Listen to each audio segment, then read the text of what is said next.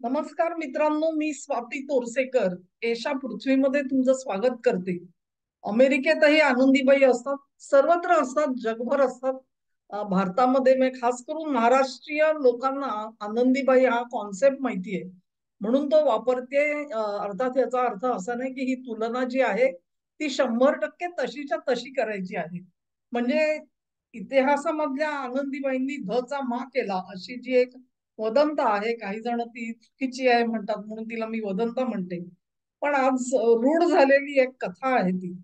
तशा ह्या अमेरिकेतल्या आनंदीबाई धचा मा करतायत की काय अशी तुम्हाला ताबडतोबीने शंका येईल. परंतु तशा पद्धतीची तुलना माझ्या मनामध्ये नाहीये आणि आपणही ती करू नये असं मला वाटतं. नाव आणि ते आनंदीबाई हा जो संदर्भ आहे तो अशासाठी घेतलेला आहे की राजकारणामध्ये उच्च पदस्थ असलेल्या आपल्या पतीवरती, त्याच्या विचारांवरती, त्याच्या निर्णय शक्तीवर छाप टाकू शकेल अशी पत्नी, अशा अर्थाने मी आनंदीबाई हा शब्द वापरते आहे. आणि काही प्रमाणामध्ये म्हणजे पडद्या आड राहून आणि त्याच्या अपरोक्ष जे आपल्याला वाटतं ते त्याच्या ऑर्डर्स असल्यासारखं काम करून घेण्याची कला त्याच्यामध्ये असलेली निष्णात अशा ह्या व्यक्ती, अं, हा खरं म्हणजे एखाद्या पुस्तकाचा विषय आहे.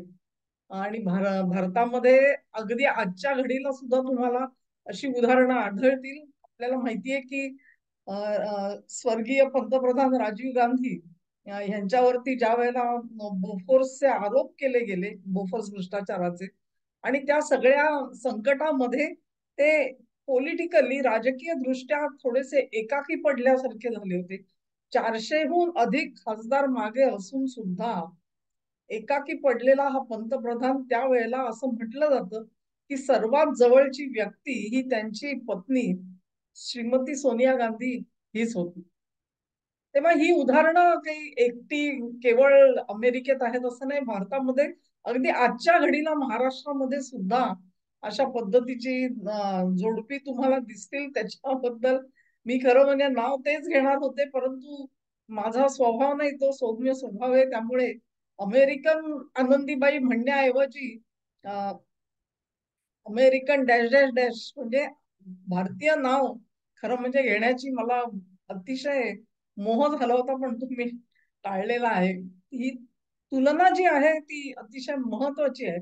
कारण आज आपण बघतोय की डोनाल्ड ट्रम्प हे अत्यंत संकटाच्या काळामधून जाताना तुम्हाला दिसतील.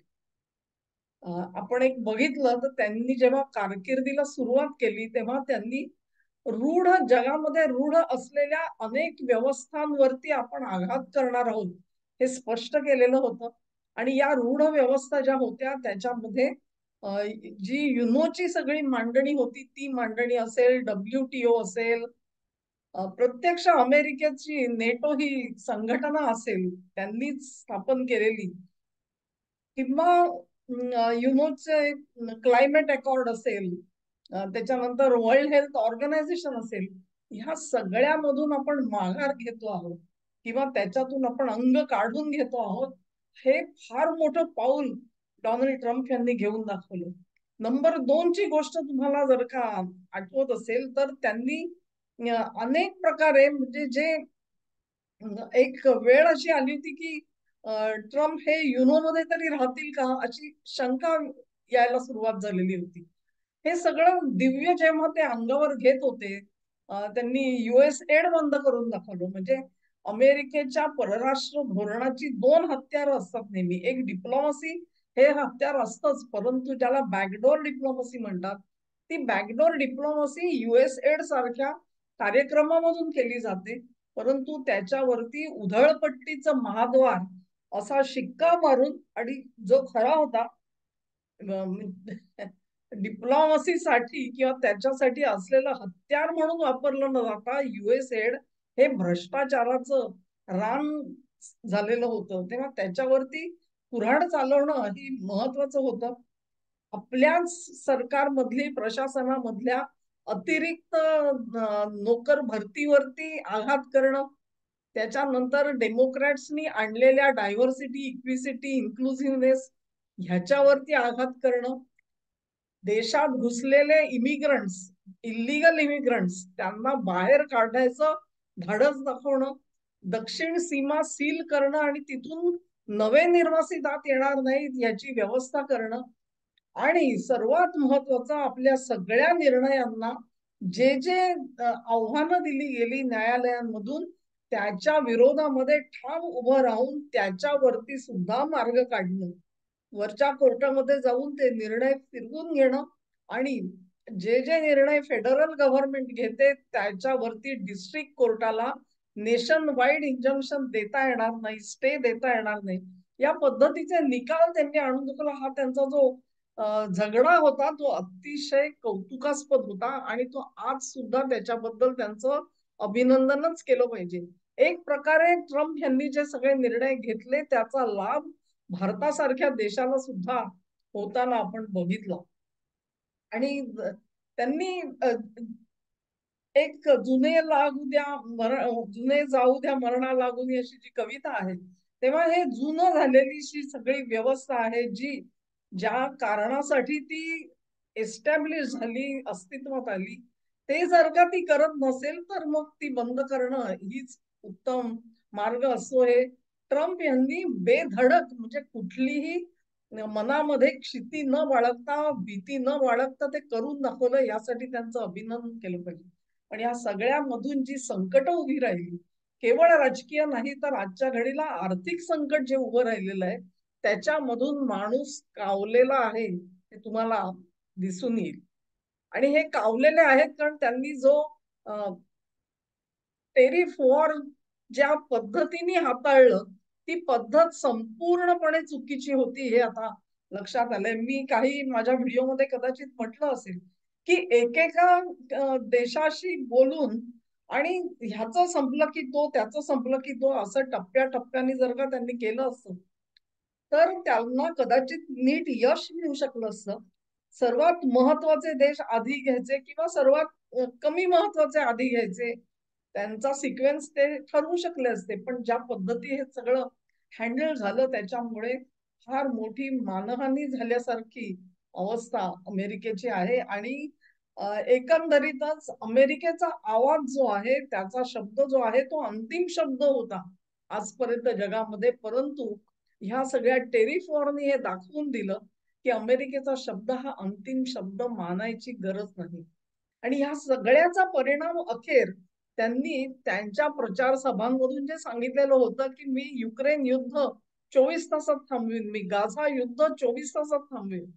24 तास सोडून द्या, लोक म्हणाले 100 दिवसात तरी तुम्ही थांबवू शकता का, 180 दिवसात थांबवू शकता का, वगैरे प्रश्न विचारले गेले. पण हे सगळे प्रश्न जे होते ते जटिल प्रश्न होते. एका दिवसात सोडवीन हा त्यांचा मनोदय होता. त्यांच्या मनात काय आहे ते आपल्याला दिसत होतं, परंतु ते तसंच घडेल असं नाही. कारण तो निर्णय जो घ्यायचा आहे त्याच्यासाठी जी 10 माणसं एकत्र असायला लागतात ती त्याच पद्धतीची उत्तरं देतील अशी शक्यता नसते. आणि म्हणून ट्रम्प एक म्हणले तर पुतीन दुसरं म्हणतोय, झेलेन्स्की तिसरं म्हणतोय, युरोपियन युनियन एक म्हणते, ब्रिटन एक म्हणतोय. ह्या सगळ्या कोलाहलामध्ये काही गोष्टी ज्या आहेत त्या त्यांना त्यांच्या मनाप्रमाणे घडवून आणल्या नाहीत. आणि मग एक प्रकारे त्रागा ज्याला म्हणतात की हे का होत नाहीये माझं, आणि म्हणून मग तो त्रागा जो आहे, तो राग जो आहे तो भारतासारख्या देशावर काढायचा, त्यांच्यावरती टेरिफ लादायचं, ब्राझीलवर टेरिफ लादायचं, हे सगळं जे नाटक चालू आहे ते म्हणजे तसं नाटक नाहीये ते, पण ज्या पद्धतीत ते हँडल करतायत त्यांनी मानसिक संताप आणि त्रागा त्यांच्या वाटेला आलेला आहे जास्त. ह्या संकटाच्या काळामध्ये मेलानिया ट्रम्प या त्यांच्या पत्नी ह्या खंबीरपणे त्यांच्या मागे उभ्या आहेत असं दिसून येत आहे. इतकंच नाही तर त्या ऍक्टिव्हली राष्ट्राध्यक्षांशी राजकारणावर चर्चा करतात, त्यांच्या मनात असलेलं त्यांना बोलतात, त्यांच्या मनात जे तोडगे आहेत ते तोडगे राष्ट्राध्यक्षांच्या कानी घालतात आणि एक प्रकारे राष्ट्राध्यक्षांचं मत परिवर्तन सुद्धा करू शकतात. ही बाब आता हळूहळू पुढे येताना दिसते. खुद्द डोनाल्ड ट्रम्प यांनी एका भाषणामध्ये सांगितलं की दिवसभरामध्ये माझा आणि पुतीन यांचा कॉल, हे सगळं जे घडलं ते 2-3 महिन्यापूर्वीच आहे. की मी त्यांच्याशी फोनवर बोललो की पुतीन माझ्याशी अतिशय चांगलं बोलतात.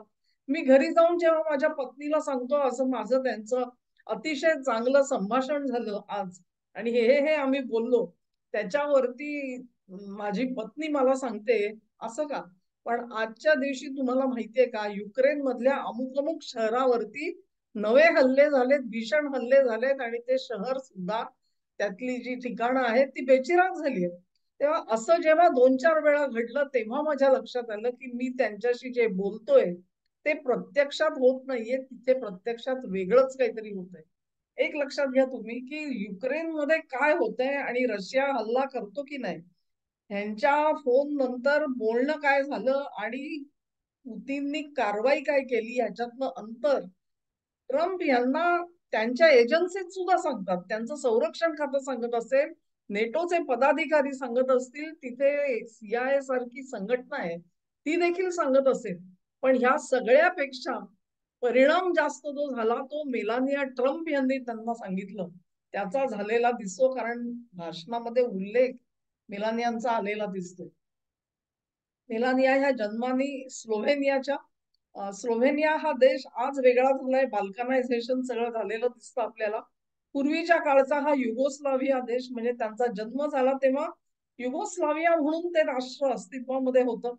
युगोस्लाव्हिया हे अर्थातच रशियाच्या प्रभावाखालचं राष्ट्र आणि कम्युनिस्ट पद्धतीची सगळं लोकजीवन ह्या सगळ्याचा त्यांना फर्स्ट हँड एक्सपिरियन्स म्हणतात तसं आहे. व्यक्तिशः त्यांनी तो अनुभव घेतलेला आहे. तेव्हा रशियाबाबत त्यांच्या मनामध्ये काही कटू अनुभव असतील तर त्याच्याबाबत आपल्याला त्यांना चॅलेंज करता येणार नाही.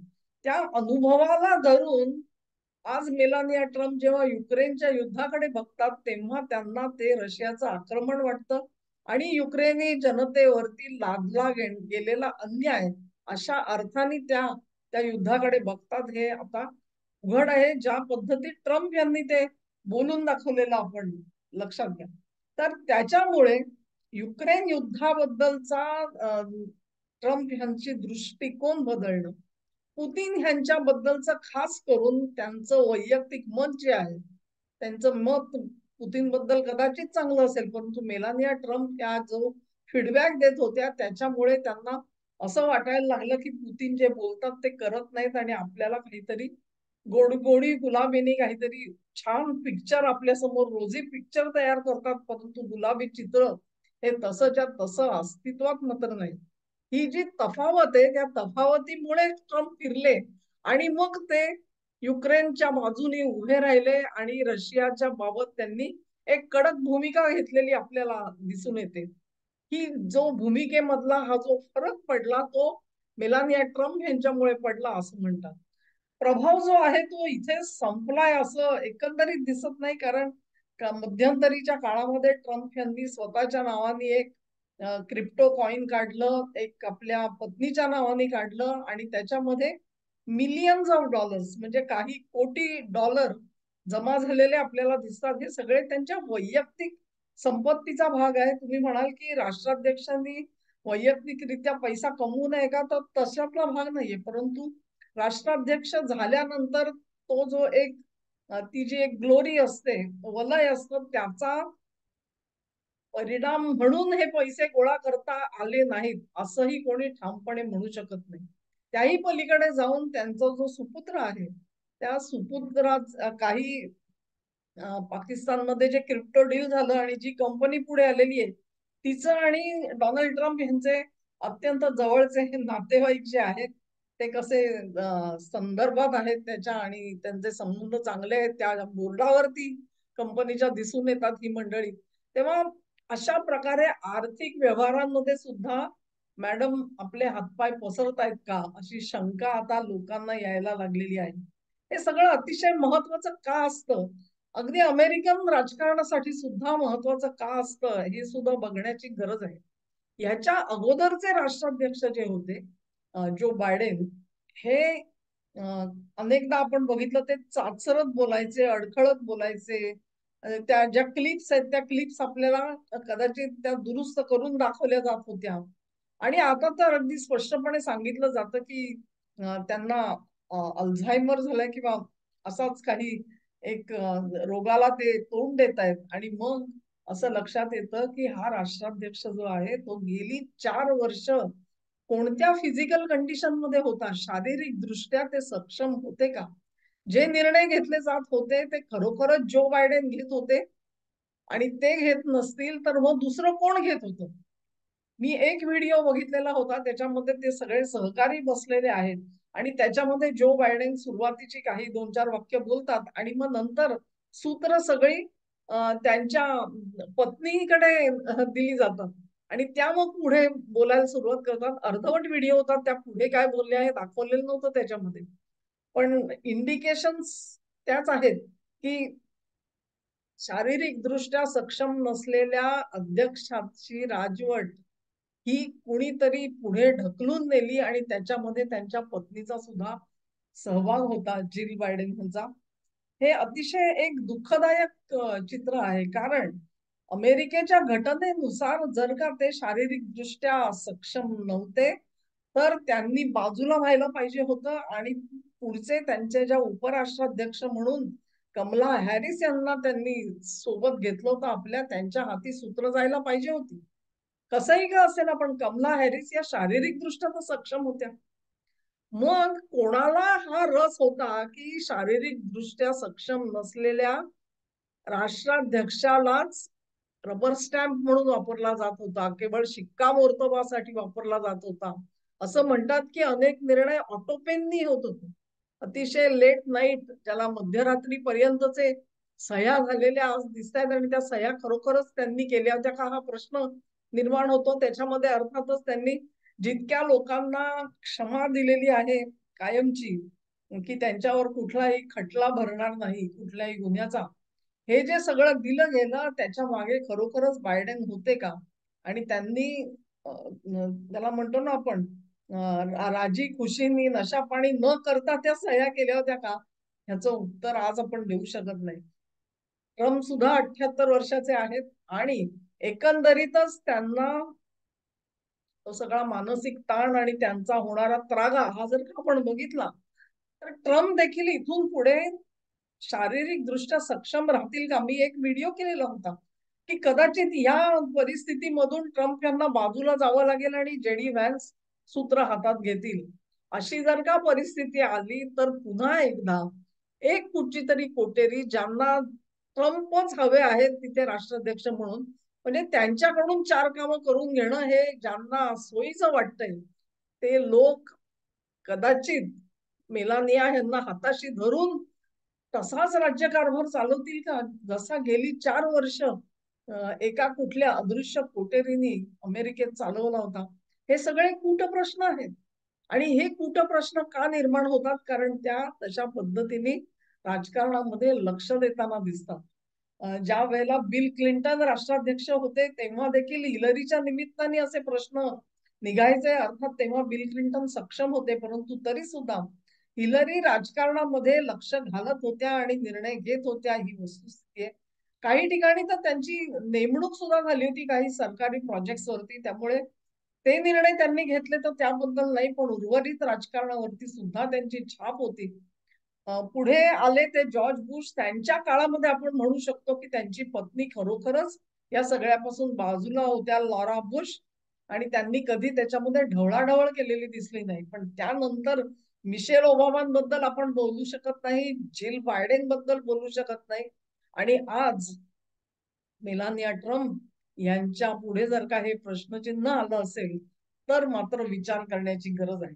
आणि मग युक्रेनच्या बाबतीमध्ये ज्या व्यक्तीच्या भावना इतक्या तीव्र आहेत, कारण त्या पूर्वाश्रमीच्या कम्युनिस्ट देशात राहिलेल्या युक्रेनचं दुःख आपल्याला समजतं असं मानणाऱ्या जर का असतील तर भारताबद्दलच्या ज्या अत्यंत तीव्र भावना ट्रम्प व्यक्त करतायत की हा ठीक आहे, आम्ही आता पाकिस्तानमध्ये तेल उत्खनन करू आणि सरते शेवटी भारताला पाकिस्तानकडून तेल विकत घ्यायला लावू, ही जी झोंबणारी वाक्य ट्रम्प यांनी बोलून दाखवली, ती का बोलून दाखवली असतील त्यांनी, हा प्रश्न निर्माण होतो. कारण त्याच्या मागे प्रभाव टाकणारी व्यक्ती कोण आहे. तर ही जी व्यक्ती आहे तिला, तिचं जर का व्हिजन जे आहे ते केवळ नवऱ्याला मदत करणं हे आहे का राजकारणामध्ये त्यांना त्यांचे विचार पुढे न्यायचे आणि त्या पद्धतीने निर्णय घडवून आणायचे आहेत, हा खरा कळीचा प्रश्न आहे. अमेरिकेमधली काही वर्तमानपत्र याच्याबद्दल आता बोलायला लागलेली आहे. अ, फार मोठी नसतील, न्यूयॉर्क पोस्ट नसेल छापत, वॉल स्ट्रीट जर्नल नसेल छापत, परंतु काही ना काही पत्रकार जे आहेत ते मात्र या विषयावरती आपलं मत व्यक्त करताना दिसतायत आणि म्हणून हा विषय बनतो. भारतासाठी महत्वाचा आहे कारण मेलानिया यांचं भारताबद्दलचं मत काय आहे, ते अनुकूल आहे का प्रतिकूल आहे? आणि ते जर का अनुकूल नसेल, तर मग भारतासाठी पुढच्या काळामध्ये सुद्धा अशाच पद्धतीचे प्रतिकूल निर्णय घ्यायची वेळ आपल्यावरती फेस करायची पाळी येणार आहे का? हे मुद्दे अतिशय महत्वाचे ठरतात आणि म्हणून अमेरिकेच्या आनंदीबाई पुन्हा एकदा तुलना तशीच्या तशी नाही, परंतु पतीच्या निमित्ताने त्याच्या मागे उभं राहून राजकारणावरती आपली छाप टाकू इच्छिणारी पत्नी म्हणून मेलानिया ट्रम्प ह्या जनतेसमोर पुढे येतील का? हा कूट प्रश्न आजच्या घडीला विचारल्याशिवाय राहत नाही. हा व्हिडिओ मित्रांनो तुम्हाला आवडला असेल अशी आशा करते. तुम्हाला आवडला असेल तर हा व्हिडिओला लाईक करा, लिंक शेअर करा, चॅनेलला सबस्क्राईब करा आणि तुमचं सहकार्य माझ्यासोबत असंच राहू द्या. नमस्कार.